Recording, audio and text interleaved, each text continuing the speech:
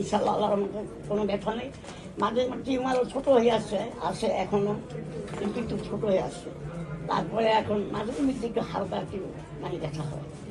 ইনশাল্লাহ এখন ভালো, আলহামদুলিল্লাহ, আল্লাহর কাছে লাখ শুকরিয়া। আসসালামু আলাইকুম ওয়া রাহমাতুল্লাহি ওয়া বারাকাতুহু। সম্মানিত দেশবাসী, আমি cancer specialist doctor SM Sarwar. আপনারা জানেন যে সারা ওয়ার্ল্ডের ডাক্তারদের বক্তব্য ক্যান্সার হলে আনসার নেই, ক্যান্সার হলে মৃত্যু হবে, এটাই মেনে নিতে হবে।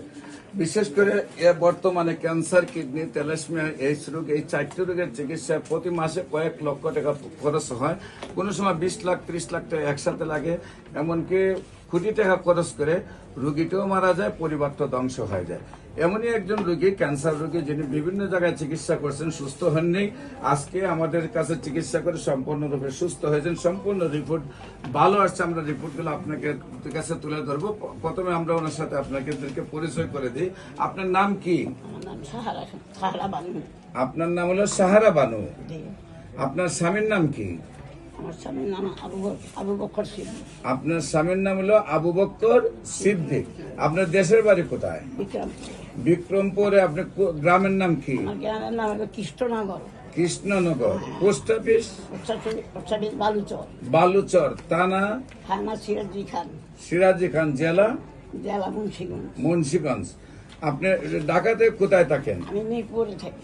মিরপুরে কত নম্বরে থাকেন? 1 নম্বরে। মিরপুরে 1 নম্বরে। বাসা নাম্বার কত? মিরপুর 1 নম্বর, দক্ষিণ বিশিল, বাসা নাম রোড নং 3, বাসা নং হল 108। বাসা নাম্বার 108। আপনি এখানে কত বছর ধরে আছেন? এখানে জন্মের পরে। জন্ম থেকে আপনি ঢাকার বাসিন্দা, গ্রামের বাড়ি হলো মুন্সিগঞ্জ। আচ্ছা, আপনার কি সমস্যা হয়েছিল, কোথায় কোথায় চিকিৎসা করেছেন এবং কিভাবে সুস্থ হয়েছেন আপনি একটু বলেন।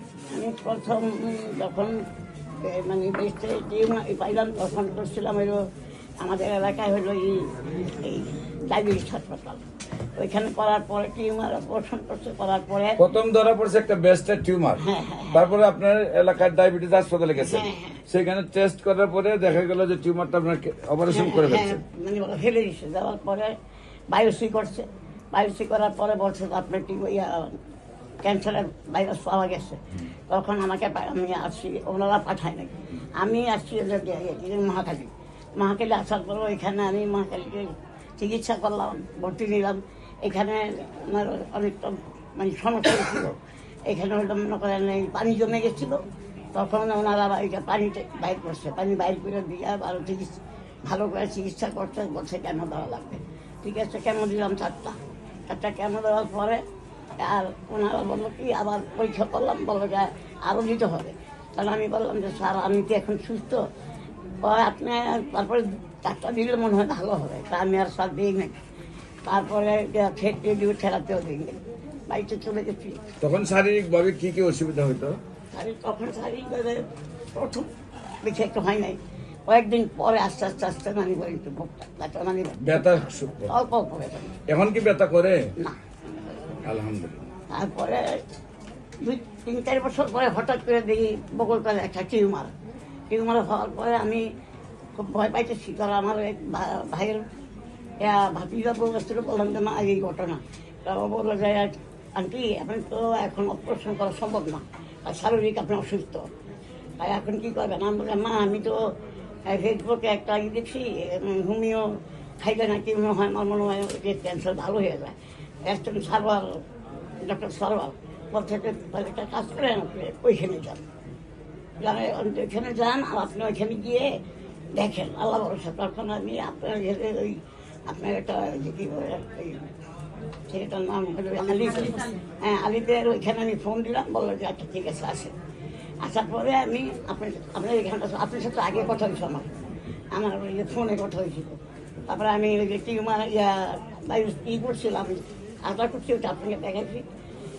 এখানে বলছে যে একটু পাওয়া গেছে, তাই আসার পরে তারপরে আপনার এখান থেকে ওষুধ নিয়ে খাওয়ার পরে প্রথম আমার খুব বুকে খুব পেন হতো। আমার তারপরে যে টিউমারটাও ব্যথা হতো। আল্লাহ রহমত খাওয়া শেষ, এখন ইনশাল্লাহ আল্লাহ রহমতে কোনো ব্যথা নেই। মাঝে টিউমারও ছোটো হয়ে আসে এখনও, কিন্তু একটু ছোটো হয়ে আসছে। তারপরে এখন মাঝে মধ্যে একটু হালকা একটু ব্যথা হয়। ইনশাল্লাহ এখন ভালো, আলহামদুলিল্লাহ, আল্লাহর কাছে লাখ লাখ শুকরিয়া। সম্মানিত দেশবাসী, বিশেষ করে এখন সম্পূর্ণরূপে উনি রিপোর্টে ক্যান্সার মুক্ত আছেন, রিপোর্টগুলো আমাদের সামনে রয়েছে।